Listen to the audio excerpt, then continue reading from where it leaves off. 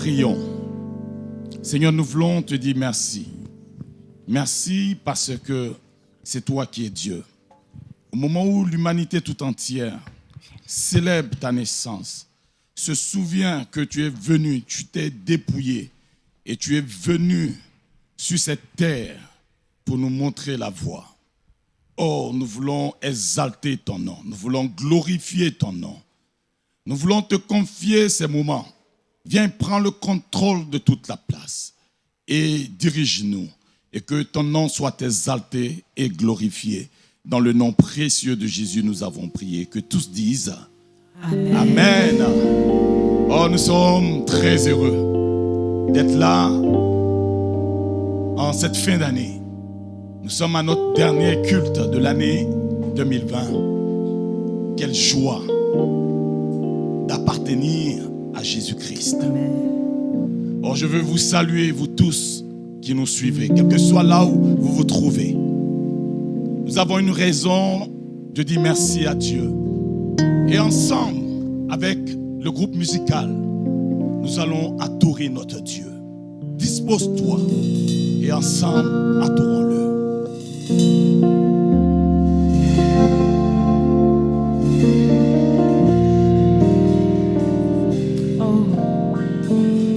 Dispose-toi à entrer dans la présence de Dieu. Dieu de gloire, je t'adore.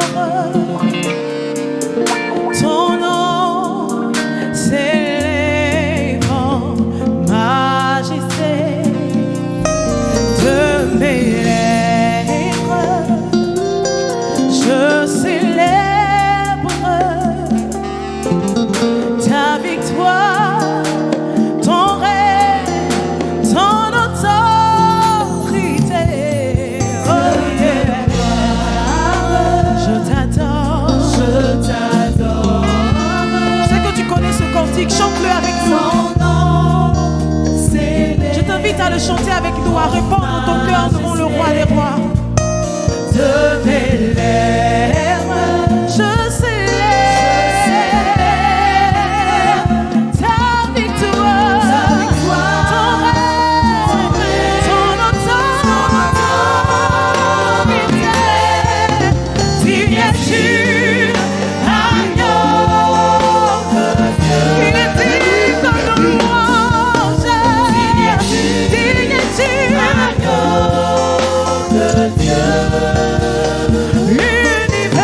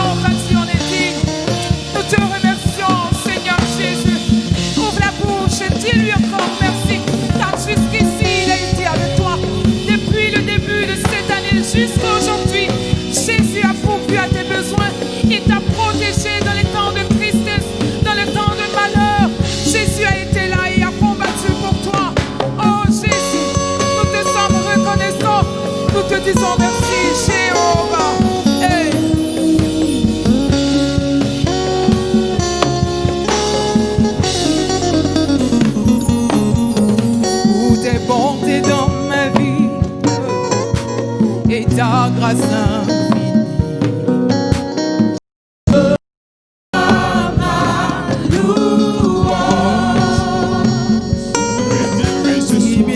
Ne peuvent suffire pour te dire merci, Jésus. Reçois ma louange. Exprimons-lui Toi admiration. qui guéris les malades et qui fais toutes choses à merveille. Tu fais toutes choses à merveille, Seigneur Jésus.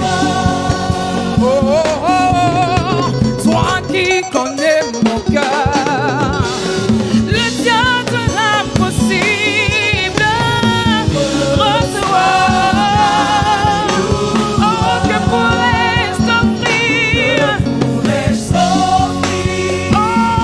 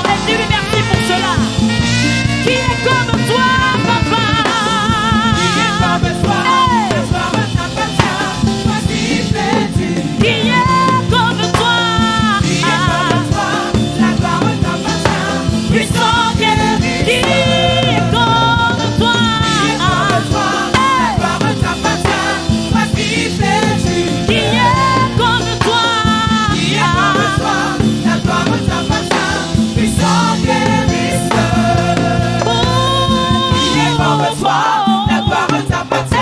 Toi qui fais du bien. Toi qui fais du bien, qui est comme toi. Qui est comme toi. Tu n'as pas d'égal. La gloire t'appartient. Puissant guérisseur. Oh. Qui est comme toi. La gloire t'appartient. Toi qui fais du bien. Toi qui fais du bien. Qui est comme toi. La gloire t'appartient. Puissant guérisseur.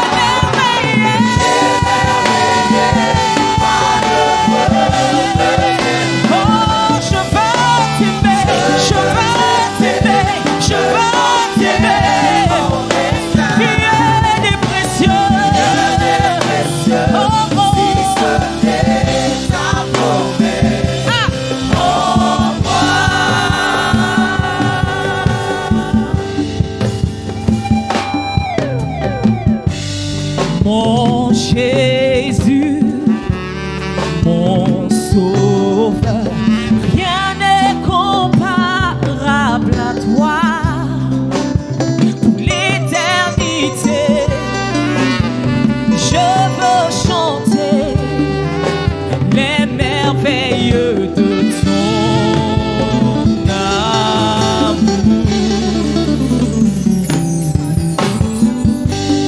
Mon refuge, mon abri, mon réconfort, mon appui, que tout mon être, toute ma vie ne cesse de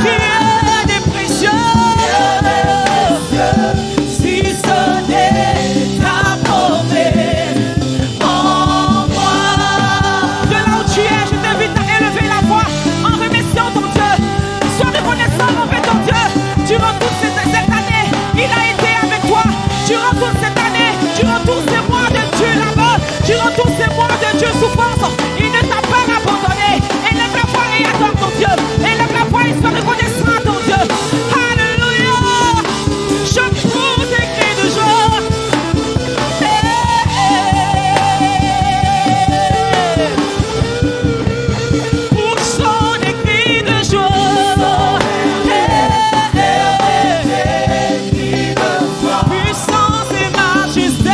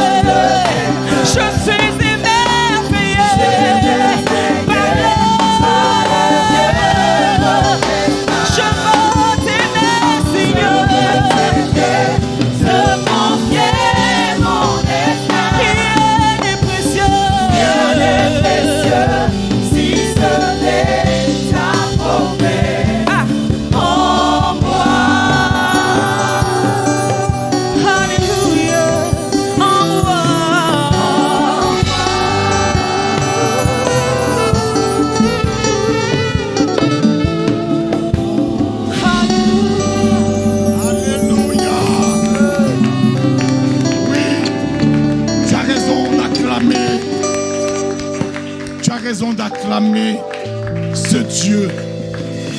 Rien n'est précieux si ce n'est ta promesse en moi. Ces promesses sont oui et amen.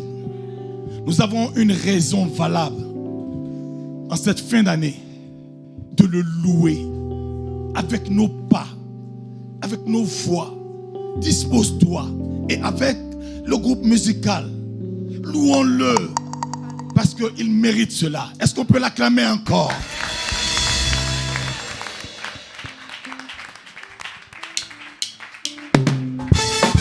Alléluia. Dieu, tu es notre roi. Et le monde entier se prosterne devant toi, Père. Hey, célèbre Jésus. Dieu est notre roi. Le monde entier se prosterne. Du fond du cœur, je me prosterne aussi à ses pieds. Dieu est notre roi. Le monde entier se prosterne. Du fond du cœur, je me prosterne aussi à ses pieds. Dieu est notre roi. Le monde entier se prosterne.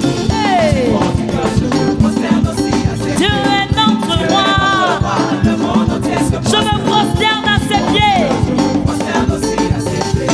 Dieu est notre roi. Le monde entier se prosterne. Du fond du cœur, je me prosterne aussi à tes pieds. Dieu est notre roi. Le monde entier se prosterne.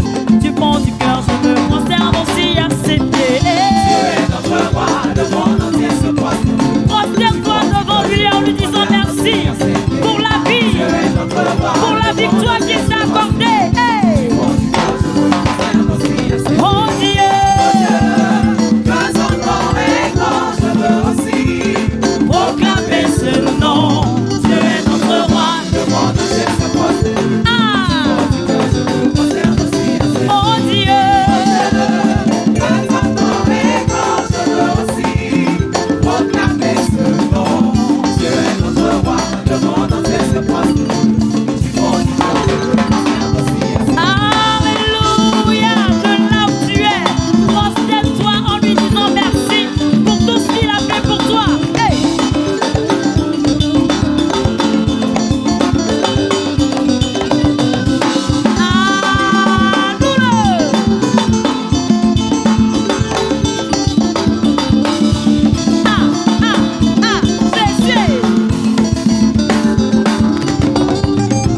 Oh Dieu, que ton nom est grand, je veux aussi proclamer ce nom. Dieu est notre roi, le monde entier se prosterne. Du fond du cœur, je me prosterne aussi à ses pieds. Oh Dieu, que ton nom est grand, je veux aussi proclamer ce nom. Dieu est notre roi, le monde entier se prosterne. Du fond du cœur, je me prosterne aussi à ses pieds. Oh Dieu, que son nom est grand, je veux aussi Ton nom est grand, proclamer ce le nom de Dieu est merveilleux. Le monde entier se prosterne. Hey! Du fond du cœur, je me prosterne aussi. Oh Dieu, Que son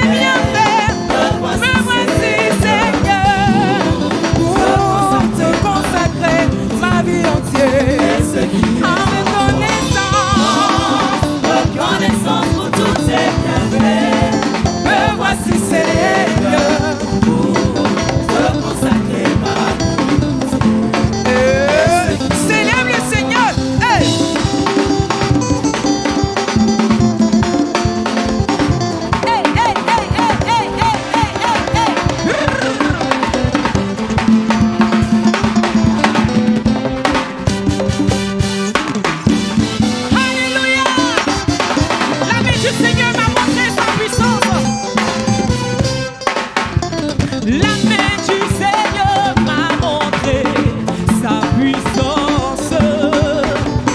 La main du Seigneur m'a fait triompher. La main du Seigneur m'a montré sa puissance.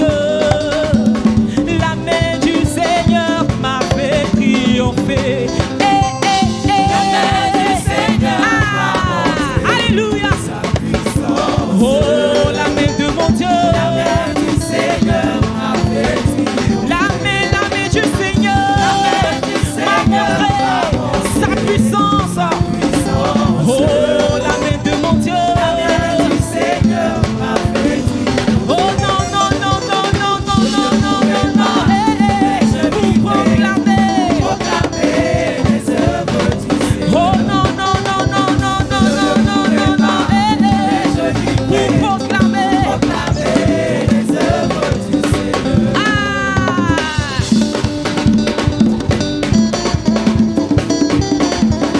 Danse à la gloire de ton Seigneur, alléluia, parce que tu es plus que vainqueur. Hey!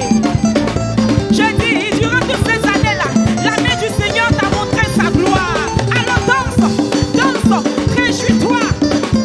Hey!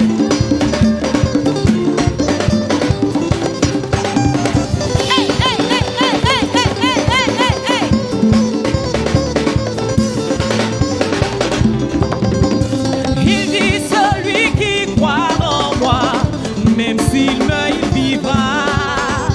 Celui-là vivra pour l'éternité. Il dit celui qui croit en moi, même s'il meurt, il vivra. Celui-là vivra pour l'éternité. Je ne mourrai pas, je ne mourrai pas, mais je vais proclamer les œuvres du Seigneur. Je ne mourrai pas, je vivrai pour proclamer les œuvres du Seigneur. Oh non, non, non, non, non, non, non, non, non, non, non, non. Pour proclamer les œuvres du Seigneur.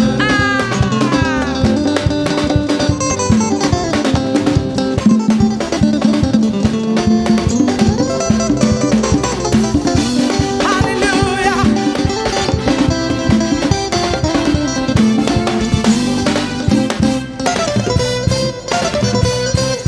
Qui a le dernier mot? Jéhovah a le dernier mot. Qui a le dernier mot? Jéhovah, Jéhovah, Jéhovah, Jéhovah a le dernier mot. Il a changé ma vie entière. Il a changé ma vie entière. Il prend un chemin là où il n'y a pas de chemin. Jéhovah a le dernier mot. Qui peut encore dire que tu n'es pas Seigneur? Jésus mon Rédempteur. Qui peut encore dire que tu n'es pas Seigneur? Jésus mon Rédempteur. Hey! Qui peut encore dire que tu n'es pas Seigneur? Seigneur, tu nous as montré ta fidélité tout au long de cette année. Qui peut encore dire que tu n'es pas Seigneur? Jésus, devant toi tout genou fléchira, au roi vêtu de gloire. Seigneur mon Dieu, tu es bon. Est-ce qu'il y a un Dieu comme toi, toujours prêt à me sauver, à me bénir? Il n'y a que toi, seul Jésus-Christ. Seigneur mon Dieu, tu es bon. Est-ce qu'il y a un Dieu comme toi, toujours prêt à me sauver, à me bénir? Il n'y a que toi, selon Jésus-Christ. Hey. Seigneur mon Dieu, Seigneur, tu es bon. Tu nous as préservés, Seigneur, tout au long de cette année. Et nous sommes là pour te célébrer aujourd'hui. Alléluia. Seigneur mon Dieu, tu es bon. Est-ce qu'il y a un Dieu comme toi, toujours prêt à me sauver, à me bénir? Il n'y a que toi, selon Jésus. Seigneur, nous te disons merci. Depuis le début de cette année jusqu'à maintenant, qui peut encore dire que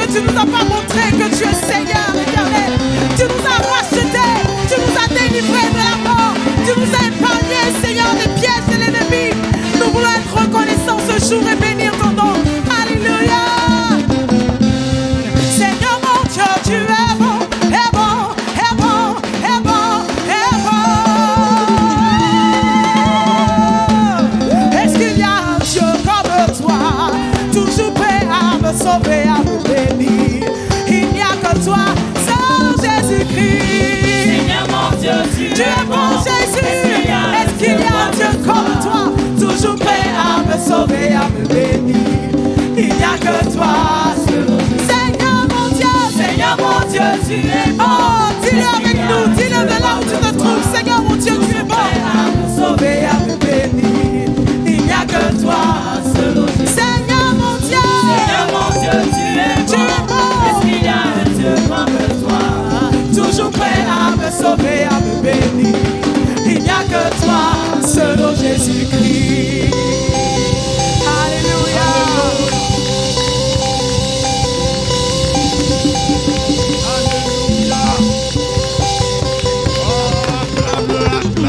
Acclame, pousse des cris de victoire. Oh, tu es magnifique, Jésus. Nous avons un Dieu magnifique. Personne ne peut se comparer à lui. Regardez comment il nous a portés du bout des bras jusqu'à ce qu'on arrive ici. On ne peut que danser, on ne peut que le célébrer. Il mérite cela. Il mérite encore nos acclamations. Oui. Alléluia. Il a tout fait par sa parole. Et il soutient tout par sa parole. Juste pour vous dire que nous sommes arrivés au moment d'écouter la parole de Dieu.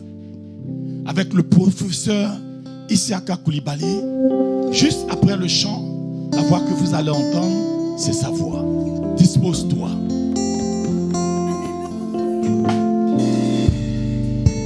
Je crois en la parole du Seigneur car elle est vraie.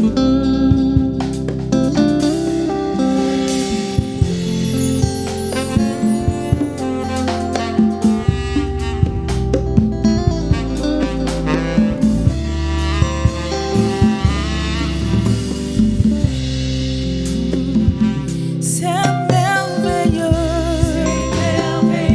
ce que Dieu fait, son précieux livre est toujours vrai.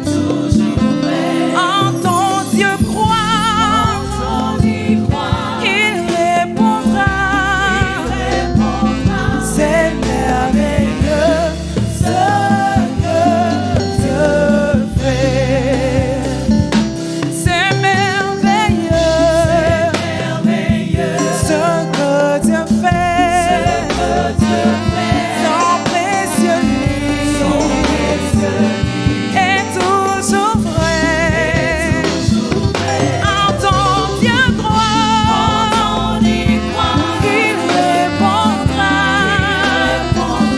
C'est merveilleux ce que je crois que la Bible, la Bible est vraie. Je crois que la Bible est vraie. Elle est vraie. Elle est la parole du Seigneur de la terre. Je crois que la Bible, je crois que la Bible est vraie.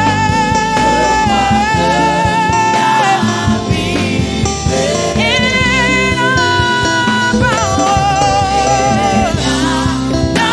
parole du Seigneur, je la serre dans mon cœur.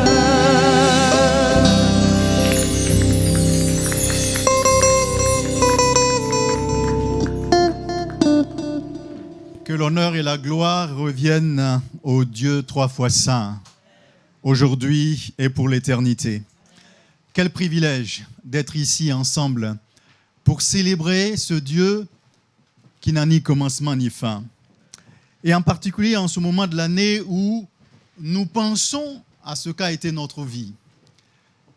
Et lorsque nous commençons aussi à penser à ce que nous souhaiterions que soit notre vie dans les semaines qui sont devant nous. Chers amis, il y a des paroles dans l'Écriture, des paroles de la bouche de notre Seigneur qui quelquefois nous surprennent. Certaines fois, elles nous rendent perplexes quand on les écoute. Et c'est une de ces paroles que j'aimerais que nous puissions écouter ensemble en ce moment. Prêtez attention à cette parole du Seigneur et nous poser la question de savoir qu'est-ce qu'il nous dit au travers de cette parole. Et pour le faire, j'aimerais vous inviter, si vous avez votre Bible avec vous, à ouvrir avec moi dans l'Évangile selon Jean, au chapitre 5. Nous lirons d'abord du premier verset jusqu'au verset 9. Si vous n'avez pas votre Bible, cela ne pose aucun problème. J'aimerais vous inviter simplement à écouter cette parole du Seigneur. Évangile selon Jean, au chapitre 5, je lirai du verset 1er au verset 5. Voici ce qui est écrit dans la version que j'utilise pour nous en ce moment. Après cela, il y eut une fête des Juifs et Jésus monta à Jérusalem. Or, à Jérusalem, près de la porte des brebis, il y a une piscine qui s'appelle en hébreu Bethesda et qui a 5 portiques. Sous ces portiques étaient couchés en grand nombre des malades, des aveugles, des boiteux, des paralytiques qui attendaient le mouvement de l'eau, car un ange descendait de temps en temps dans la piscine et il agitait l'eau. Et celui qui descendait le premier, après que l'eau avait été agitée, était guéri, quelle que soit sa maladie. Là se trouvait un homme malade depuis 38 ans. Jésus, l'ayant vu couché, et sachant qu'il était là depuis longtemps, il lui dit : « Veux-tu être guéri ? » Le malade lui répondit : « Seigneur, je n'ai personne pour me jeter dans l'eau lorsqu'elle est agitée. Et pendant que j'y vais, un autre descend avant moi. Lève-toi, lui dit Jésus, prends ton lit et marche. Aussitôt, cet homme fut guéri, il prit son lit et il marcha. » Une histoire extraordinaire, avec des questions qui sont aussi extraordinaires, en particulier lorsqu'elles sortent de la bouche de notre Seigneur. Jésus est ici dans l'exercice de son ministère, tel qu'il avait été décrit, annoncé par les prophètes. Et dans le texte que nous venons de lire, il y a 3 paroles sur lesquelles j'aimerais que nous laissions notre attention être attirée. La première parole, c'est la question que pose Jésus à cet homme. Veux-tu être guéri ? La deuxième parole, c'est la réponse de cet homme. Il dit à Jésus : je n'ai personne. Je n'ai personne. Et la troisième parole, c'est la parole de Jésus qui lui dit : lève-toi et marche. Mais entre les deux, il y a une autre parole. Prends ton lit. Lève-toi, prends ton lit et marche. Ces 3 paroles me semblent des paroles très importantes parce que chacune d'elles nous dit quelque chose de celui qui prononce la parole. Lorsque Jésus pose la question « Veux-tu être guéri ?», cette parole nous dit quelque chose concernant Jésus. Lorsque cet homme qui est couché là depuis 38 ans dit « Je n'ai personne », cette parole lui dit également quelque chose le concernant lui.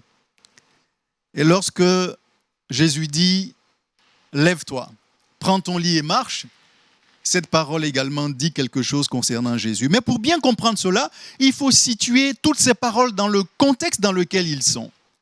C'est-à-dire le ministère de Jésus-Christ.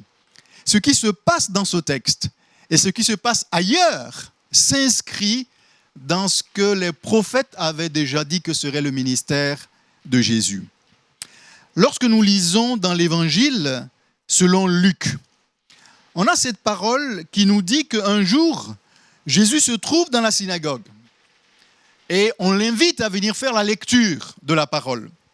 On lui tend le rouleau et il lit ces paroles. Nous sommes dans Luc au chapitre 4 et nous lisons le verset 18 et le verset 19.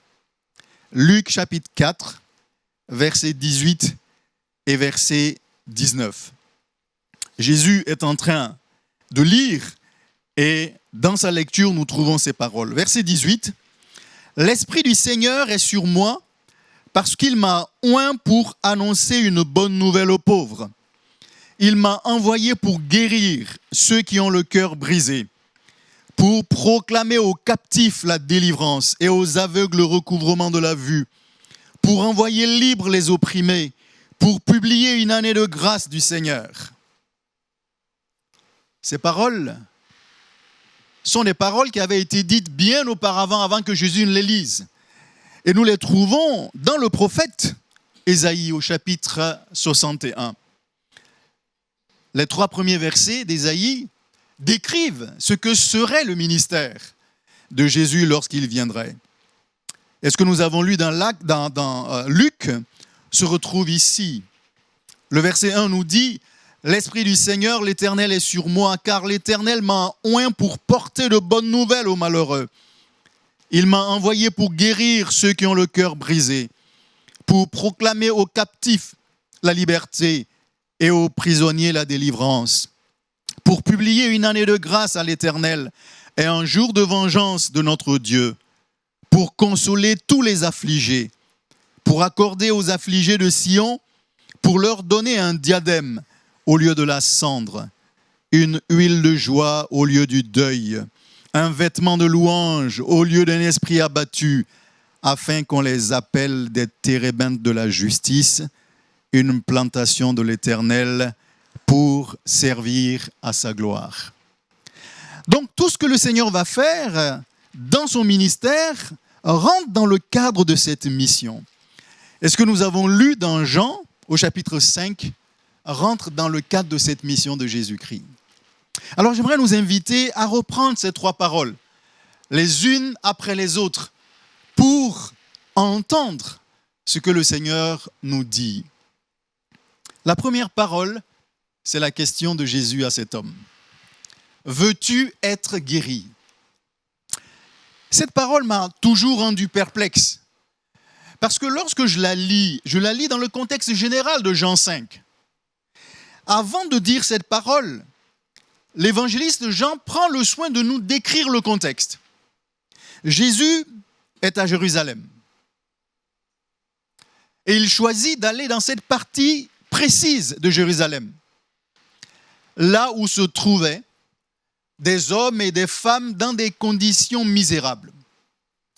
L'évangéliste nous décrit les conditions dans lesquelles étaient ces personnes. Et il nous dit en même temps que ces personnes étaient là, chacune à la recherche de la guérison. Parce qu'il se passait un miracle en ce lieu. Il y avait une piscine. Et il est dit qu'un ange descendait de temps en temps pour agiter l'eau.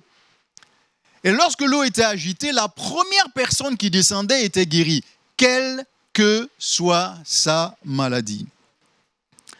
Alors, lorsqu'on lit ça, quelquefois, on se pose des questions. Savoir si Dieu voulait guérir tout le monde, pourquoi est-ce qu'il ne guérissait que le premier qui tombait dans cette piscine?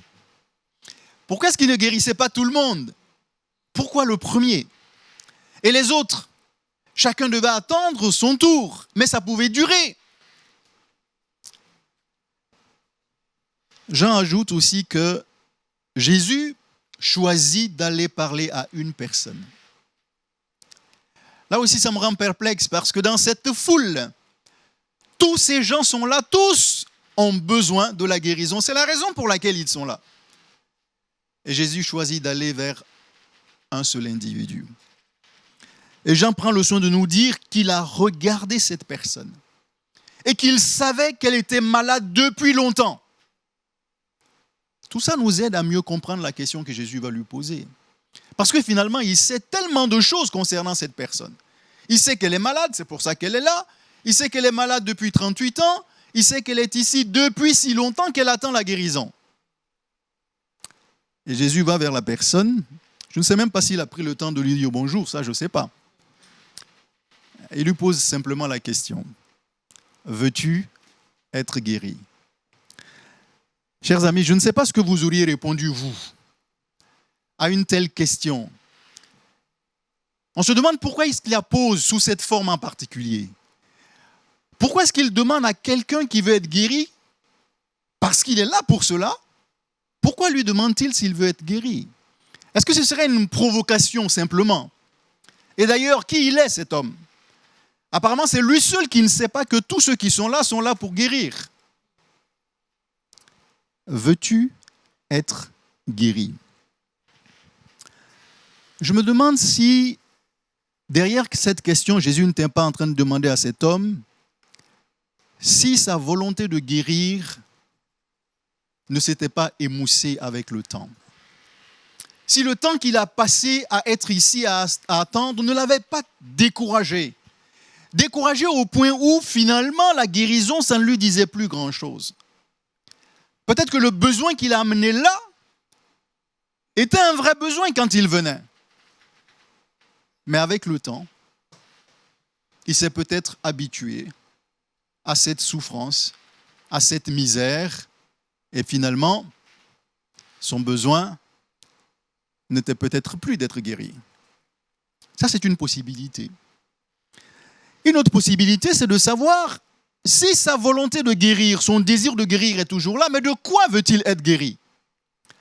Peut-être qu'il y a ça aussi derrière la question de Jésus. Parlons ensemble. Tu es peut-être là pour guérir, mais de quoi veux-tu être guéri? Est-ce que ce qui t'a amené, c'est exactement la même chose, ou bien avec le temps, est-ce qu'il y a eu d'autres besoins, mais pour lequel exactement tu souhaites être guéri? Veux-tu être guéri? Lorsque j'entends cette question et que je regarde dans les évangiles, là où Jésus a opéré des miracles, d'une façon ou d'une autre, il a toujours posé la même question. On lui amène quelqu'un pour guérir et il pose la question, que veux-tu que je fasse pour toi? Enfin, si moi j'étais là, je dis, mais Seigneur, c'est pas évident? Est-ce que ça ne se voit pas le besoin de cette personne? Ça ne se voit pas? Surtout quand c'est un aveugle, qui a du mal à s'avancer, il y a des gens qui le tiennent vers lui. Et il lui dit, que veux-tu que je fasse pour toi? Cette question est toujours là. D'une façon ou d'une autre, quand Jésus va intervenir, il veut entendre de la bouche de la personne l'expression de son attente vis-à-vis de Dieu, vis-à-vis de Jésus. Que veux-tu? Qu'attends-tu exactement? De quoi exactement veux-tu être guéri? Il faut qu'on soit d'accord sur le diagnostic. Que toi et moi, nous sachions et que nous soyons d'accord sur ton besoin. Cette question de Jésus, je pense qu'il la pose à tous. À nous tous, autant que nous sommes. Aux individus, aux communautés, quelle que soit la taille des communautés. Et même lorsque la communauté devient aussi grande qu'un État, qu'un pays. Il me semble que cette question de Jésus est toujours actuelle et qu'il la pose à tous ceux qui ont un besoin et qui viennent avec leurs besoins devant Jésus, qui viennent avec leurs besoins devant Dieu. Il n'intervient jamais sans avoir posé la question et sans avoir attendu la réponse.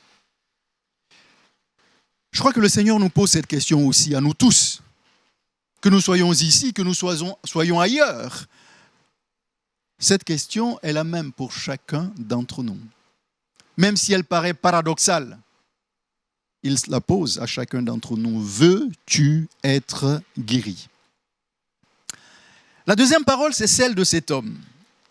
Et lorsque je lis la réponse qu'il donne, je me demande s'il répond vraiment à la question de Jésus. Parce que veux-tu être guéri? À mon avis, la réponse est simple. Enfin, elle devrait être simple. Oui, je veux être guéri. Ou bien, enfin non, ça ne m'intéresse plus. Enfin, c'est l'une ou l'autre. Mais lorsqu'on écoute la réponse, elle ne semble pas être la réponse à la question. Parce que le de dire s'il veut ou non, il présente un autre problème qui s'est ajouté au problème premier qui l'a amené là où il est. Il dit simplement à Jésus, je n'ai personne. Je n'ai personne pour me jeter dans la piscine. Et ce n'est pas faute d'avoir essayé. Parce que chaque fois que l'eau est tournée, j'essaie d'y aller. Mais avant que j'arrive, il y en a un autre. Alors, regardons un peu cette réponse. Quand il dit « je n'ai personne », on l'écoute, il dit « quand l'eau est agitée, je ne peux pas y aller parce qu'un autre descend avant moi ». Alors, quand je lis ça, la question que je me pose, c'est de savoir, mais comment est-ce qu'il a fait pour venir dans cette piscine ? Parce que lorsqu'il dit « je n'ai personne », ça veut dire qu'il est seul. Mais je serais surpris qu'il soit parti de chez lui seul pour arriver à cet endroit parce que visiblement, il a du mal à avancer. Comment est-ce qu'il s'est trouvé là alors ? C'est l'une des questions que je me pose en tant que lecteur. Et ça m'amène à dire qu'il a certainement été aidé. Quelqu'un l'a certainement aidé pour venir là. Alors si c'est le cas, la question que je me pose, c'est de savoir où sont parties ces personnes. Peut-être qu'elles ont trop attendu. Elles pensaient que ça allait se passer en une journée. Puis après, elles ont été patientes pour 2 jours, pour 3 jours, pour 1 semaine, pour 1 mois, pour 1 année, pour 2 ans. Et puis peut-être qu'elles se sont dites, mais cher ami, ce n'était pas le contrat. On était venu pour t'accompagner, on a dit que c'était un lieu de miracle, mais le miracle, il tarde à venir. Je ne sais pas combien ils étaient, peut-être 2 ou 3 ou 4. Et ils ont dû repartir les uns après les autres, jusqu'à ce qu'ils soient seuls. Donc lorsqu'il dit à Jésus, je suis seul, il est en train de dire à Jésus en quelque sorte, ce qui m'a amené était mon problème en réalité. Mais il s'est ajouté tellement d'autres problèmes. Et au jour d'aujourd'hui, c'est ma solitude et ma frustration. Non seulement je suis seul, mais chaque jour je réalise encore plus que je suis seul. Parce que chaque fois que cette piscine est prête à recevoir un malade et que les autres y vont, parce qu'ils sont aidés eux, je réalise encore combien je suis seul. Il dit à Jésus, je n'ai personne. Lorsqu'il dit à Jésus, je n'ai personne, c'est une façon de dire à Jésus, depuis que je suis ici, je ne compte que sur l'aide de différentes personnes. J'attends de quelqu'un qu'on m'aide. J'attends une intervention de quelqu'un pour arriver dans cette piscine. Cette deuxième parole, elle nous concerne aussi.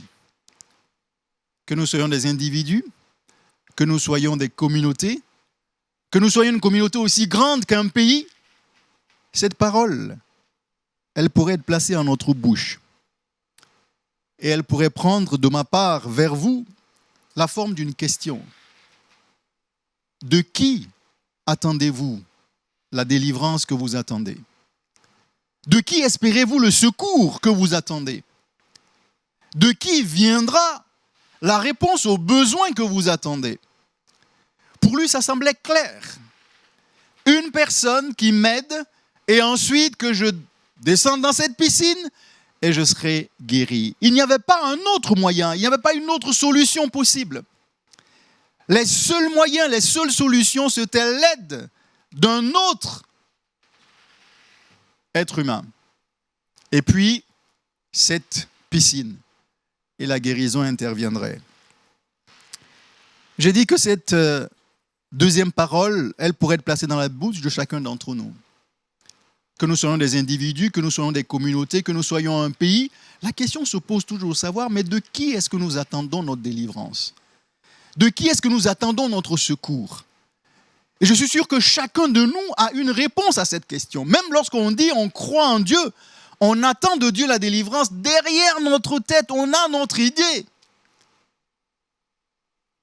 de l'origine de la délivrance qu'on attend. On a notre schéma. On sait à quoi doit ressembler le salut que nous attendons. Nous prions, nous jeûnons, mais nous avons notre idée.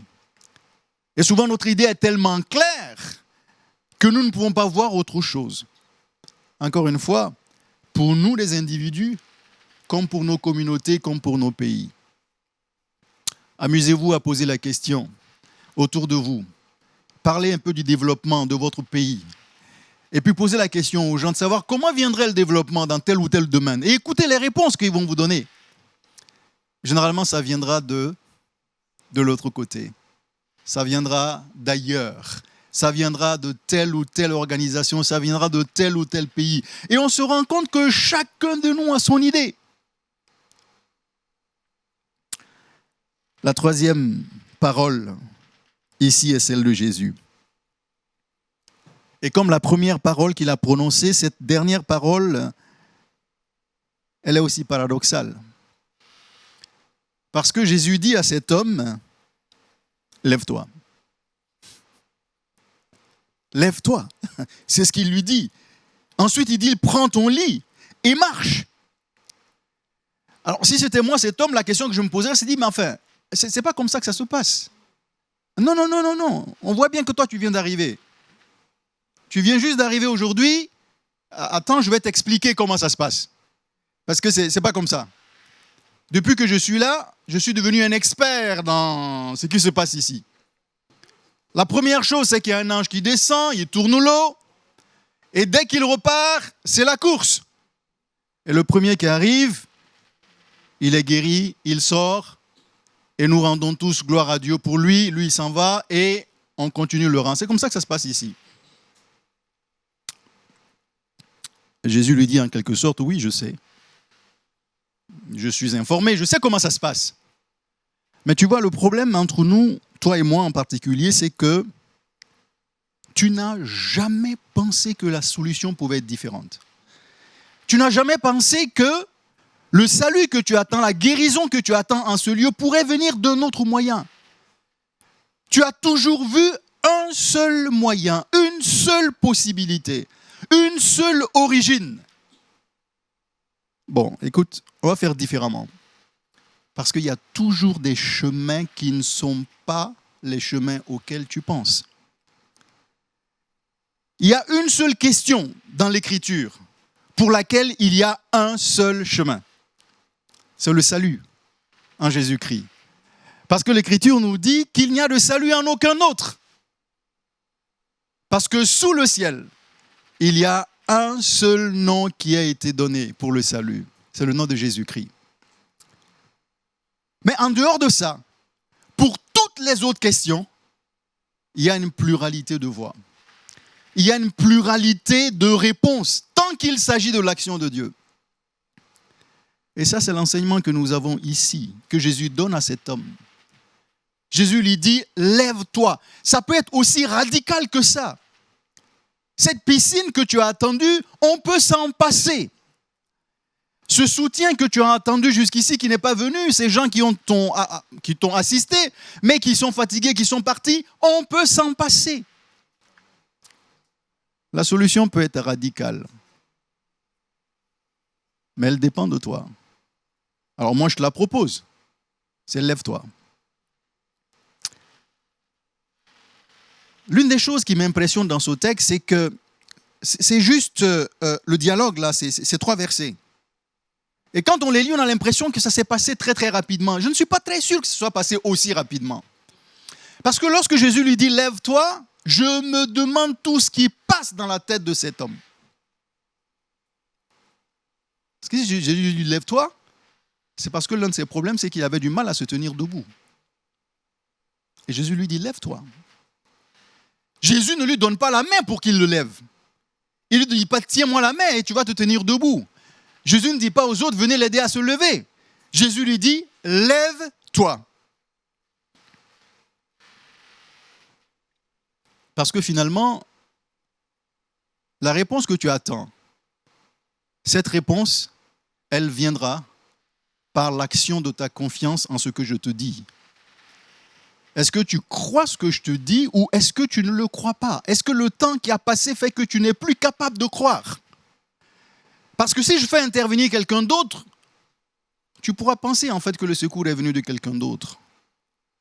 Alors c'est ma parole contre ta foi ou ma parole pour ta foi. Alors lève-toi. Parce que finalement, les ressources sont là. Les ressources sont en toi, mais ces ressources ne peuvent être activées que dans la mesure où tu mets ta foi en Dieu. Parce que si c'était juste les ressources en toi, tu serais parti depuis longtemps. C'est la foi en la parole de Dieu. C'est la confiance en la capacité de Dieu de réaliser ce que tu n'as pas pu réaliser. Jésus lui dit, lève-toi. Par moments, Jésus complique les choses, parce que lève-toi, ça devait être déjà très difficile pour lui. Mais il lui dit, lève-toi, prends ton lit. Ah, ça, c'est compliqué. Enfin, le texte ne nous dit pas que c'est quand il s'est levé qu'il lui a dit, prends ton lit. Je pense qu'il était encore couché. Alors, il aurait été peut-être plus simple de lui permettre de se tenir debout. Une fois qu'il est debout, de lui dire, maintenant, prends ton lit. Non, il déroule tout en même temps. Lève-toi et prends ton lit. Et souvent, je me demande quelle était la raison de prendre ce lit. Finalement, qu'est-ce qu'il va en faire, ce lit? Il était couché dessus parce qu'il était malade. Alors, lève-toi et va chez toi. Ça, je peux le comprendre. Mais lève-toi et prends ton lit. Ça, pour moi, enfin, je ne comprends pas. Mais par moments, enfin, notre Jésus, enfin. Et c'est bon qu'on se pose la question parce que finalement, ce lit était devenu une sorte de refuge pour cet homme. C'est finalement la seule chose qui lui restait. Être sur ce lit, s'il y avait un réconfort à recevoir de quelqu'un, de quelque chose, finalement, c'est de ce lit qu'il avait ce réconfort. Au moins, il avait ce lit sur lequel il pouvait être couché. Tout le monde est parti, il n'y a personne qui le regarde. Au moins, il a un lit qui le porte. Mais en même temps, ce lit était le symbole de son mal. Ce lit réalisait en fait qu'il était malade. Le fait d'être couché là indiquait qu'il avait ce besoin. Et Jésus lui dit, non seulement lève-toi, mais désormais tu vas porter toi-même le symbole de ce qui te retenait dans cet état. Tu vas montrer que désormais, toi, tu domines cette situation et qu'elle est entièrement en ton pouvoir désormais. Parce que ce n'est plus le lit qui te porte, mais c'est toi qui vas le porter. Alors lève-toi et prends ton lit. Et puis après, il lui dit, marche. Lève-toi, prends ton lit et marche. Ça veut dire, il ne faut plus que tu restes à cet endroit. Ne reste plus là, parce qu'ici, c'est le lieu de ceux qui sont malades, de ceux qui ne peuvent pas faire autrement. Et la solution radicale que je te donne, c'est une solution qui t'amène à faire différemment. Donc, il n'y a plus de raison pour toi de rester ici. Alors, prends ton lit, montre que tu domines désormais la situation et pars d'ici. Voici la troisième parole de Jésus. Et comme je l'ai dit tout à l'heure, c'est une parole qui nous concerne, nous aussi. Chacun de nous individuellement. Et nos communautés et nos pays également. Jésus nous dit ici, il y a toujours une solution qui est différente de celle à laquelle vous avez pensé. Dieu veut créer une solution nouvelle. Dieu veut créer un chemin nouveau. Dieu veut créer quelque chose de radical. Cela est vrai pour chacun d'entre nous. Cela est vrai pour nos communautés. Cela est vrai pour nos pays. Dieu veut créer du nouveau. La question ici, c'est de savoir est-ce que nous sommes prêts à croire cela. Et en particulier lorsque nous sommes en fin d'année, lorsque nous faisons nos bilans, lorsque nous commençons à penser à l'année qui va venir et qu'on essaie de voir qu'est-ce que nous avons pu réaliser, qu'est-ce que nous n'avons pas encore réalisé, qu'est-ce qui nous tient encore couchés, qu'est-ce qui nous maintient encore. Jésus dit, lève-toi. Et la question ici, c'est de savoir si nous accepterons de nous lever. Chacun d'entre nous en tant qu'individu, chacune de nos communautés, chacun de nos pays. Je reviens régulièrement sur nos pays parce que la question du développement est aussi comprise ici. Jésus dit, lève-toi. Et ce qu'il attend de nous, c'est que nous puissions nous lever et que nous puissions nous mettre à marcher. La suite du texte que nous n'avons pas lu nous dit simplement que cet homme s'est levé. Il s'est levé, il a pris son lit, il a marché. Et le miracle s'est accompli avec sa collaboration. Dieu ne lui a jamais imposé le miracle de Dieu. Dieu l'a invité à entrer dans le miracle de Dieu avec sa collaboration. Notre collaboration, elle doit être simple. C'est notre confiance en Dieu, c'est notre foi en Dieu. C'est notre acceptation de la nouveauté des chemins que Dieu veut ouvrir devant nous. Ça, c'est notre collaboration. Mais Jésus attend notre réponse. La réponse de chacun d'entre nous. Nous allons terminer en donnant cette réponse justement à Jésus dans la prière. Nous qui sommes ici, comme vous qui nous suivez de plus loin, c'est le moment de donner notre réponse.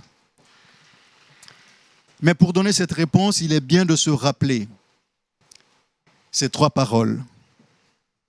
La première, c'est la parole de Jésus. Veux-tu être guéri?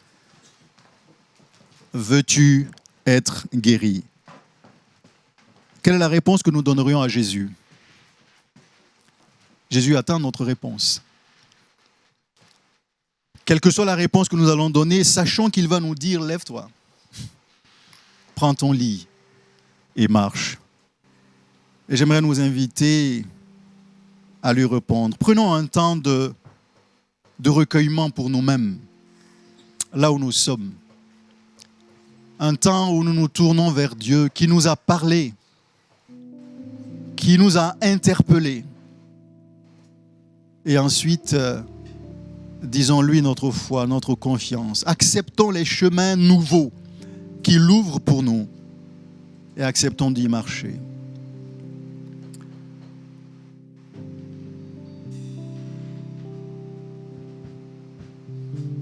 Seigneur éternel, notre Dieu, notre Père, nous te rendons grâce et nous te bénissons pour ta parole que tu nous donnes en ce moment.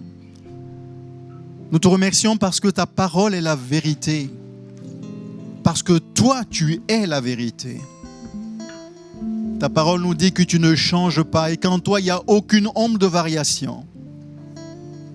Et Seigneur, tu nous as rappelé ta parole en ce moment. Et nous voulons prier, Seigneur, pour chacun d'entre nous qui avons entendu cette parole. Tu connais nos réalités, tu connais nos circonstances, tu connais nos besoins. Tu sais, Seigneur, ce qui nous accable, tu sais sur quoi nous sommes couchés. Seigneur, nous voulons guérir.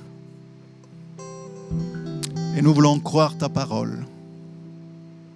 Et je voudrais prier, Seigneur, que cette parole agisse en chacun d'entre nous qui l'avons entendue. Quels que soient les lieux où nous nous trouvons. Je prie, Seigneur, que cette parole ait un écho favorable dans le cœur de chacun. Que cette parole ait un écho favorable dans nos différentes communautés. Que cette parole, Seigneur, accomplisse ta volonté dans nos différents pays, dans nos différents États, qui sont tellement misérables. Alors que toi, tu leur as donné tellement de richesses. Seigneur, nous t'appelons au secours. Et nous prions pour ce moment, nous prions pour cette année qui est devant nous. Prépare-nous, Seigneur, à donner la meilleure des réponses que tu attends. À mettre notre foi en toi, à croire ta parole et à voir cette parole réaliser ta volonté dans la vie de chacun. À toi soit l'honneur, à toi soit la gloire pour ce que tu fais et pour ce que tu feras encore, Seigneur. Nous bénissons ton nom, au nom de Jésus. Amen. Je suis le Dieu qui te guérit et le Seigneur qui guérit. J'envoie ma parole pour guérir tes maladies. Moi, le Seigneur, je te guéris. Je suis le Dieu, je suis le Dieu qui te guérit.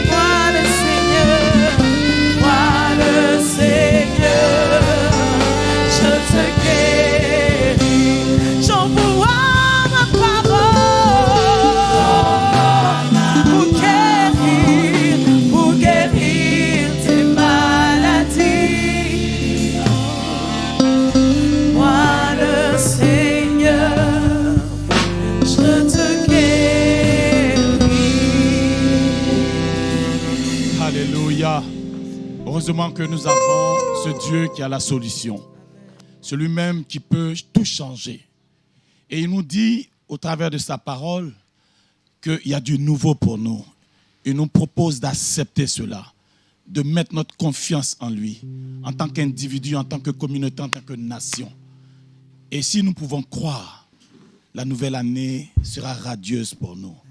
Et cela nous réjouit. Nous voulons dire merci au professeur pour cette parole forte qu'il nous a donnée. Alléluia. Et cela nous amène tout de suite à aller pour les offrandes. Nous sommes en fin d'année et Lumière du Monde Télévision nous a permis d'entendre ces paroles fortes tout le long de l'année. Et au moment où nous sommes en train d'achever cette année, nous devons exprimer notre reconnaissance à ce Dieu-là. Lumière du Monde a eu beaucoup de difficultés, mais Dieu a soutenu cette télévision qui apporte la lumière dans toutes les maisons. C'est le moment de soutenir, c'est le moment de donner à cette télévision. En donnant pour que cette œuvre puisse s'accomplir, tu dis à Dieu, je suis reconnaissant vis-à-vis de toi. Parce que j'ai entendu des messages qui ont bouleversé ma vie positivement. Et c'est pour cela qu'en retour, je veux donner. Au moment où je te parle, il y a des numéros qui s'affichent, quel que soit l'endroit où tu te trouves, quel que soit le pays où tu te trouves. Tu peux faire parvenir à Lumière du Monde Télévision ta contribution. Nous sommes en fin d'année. Donne quelque chose de consistant pour dire à Dieu, je suis reconnaissant à cette télévision qui est venue pour apporter la bonne nouvelle chez nous. Que Dieu te bénisse. Ce que tu as fait pour moi est si grand. Ce que tu as fait pour moi est grand. Par amour, Seigneur, tu m'as béni. Tellement tu m'as comblé de bien, Seigneur. C'est pourquoi je veux te glorifier.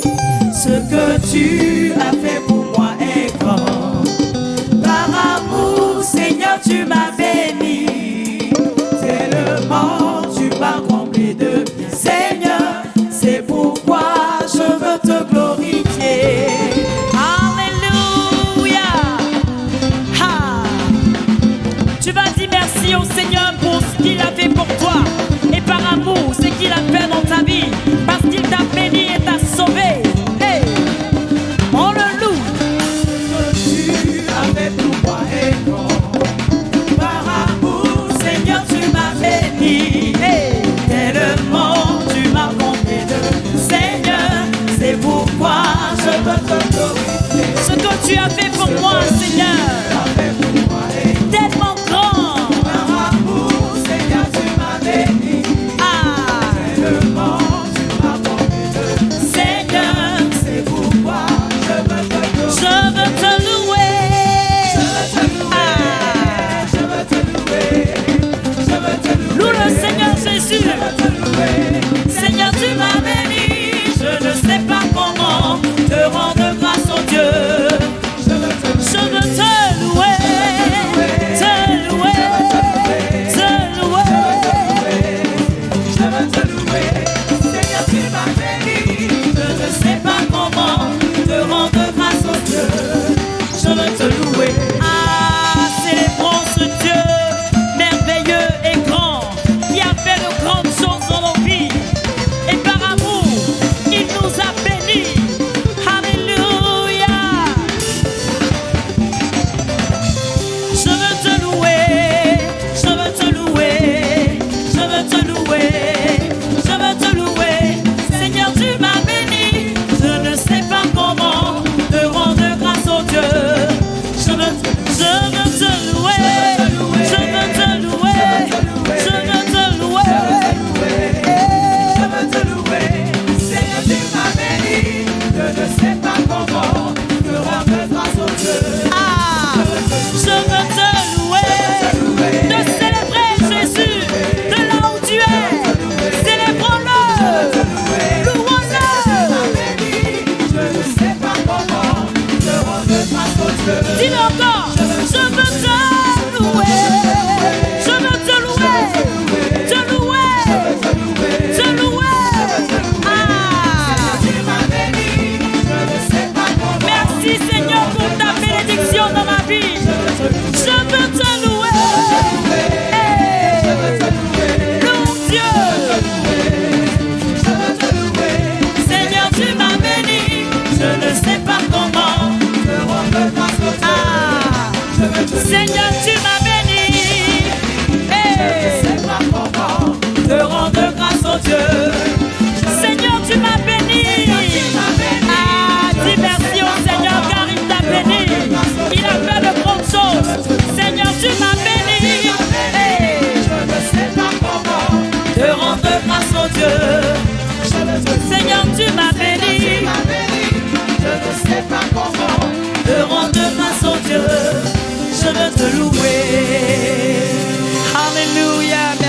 Seigneur.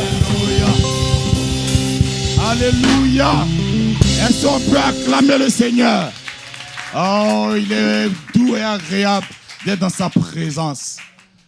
Juste avant la prière finale, nous voulons vous souhaiter à tous et à toutes une bonne fin d'année. Nous prions afin que le Seigneur vous permette de passer une fin d'année glorieuse et que nous puissions nous retrouver en 2021. Au nom de Lumière du Monde Télévision. Alléluia. Nous allons prier. Seigneur, nous voulons te dire merci. Tu nous as posé la question de savoir est-ce que nous voulons être guéris. Nous voulons te dire que nous avons la foi en tant qu'individu, communauté, pays, continent. Oui, nous voulons compter sur toi. Nous voulons voir ce que tu nous proposes de nouveau. Et nous savons que tu es capable de le faire. Comme tu as fait marcher ce paralytique, pendant 38 ans, il était immobilisé. Mais par ta seule parole, nous avons vu ce miracle se produire. Nous croyons qu'il y a des belles choses pour nous. Nous croyons en toi. Et nous croyons que ce que tu as déjà fait est magnifique. Mais ce que tu es en train de faire sera plus glorieux. Et tout ce que tu feras pour nous, nous croyons fermement que cela arrivera. Que ton nom soit exalté, que ton nom soit béni. Dans le nom précieux de Jésus, nous avons prié. Que tous disent Amen. Alléluia. Je veux inviter quelqu'un ici à se tenir debout pour dire merci au roi de gloire. Amen.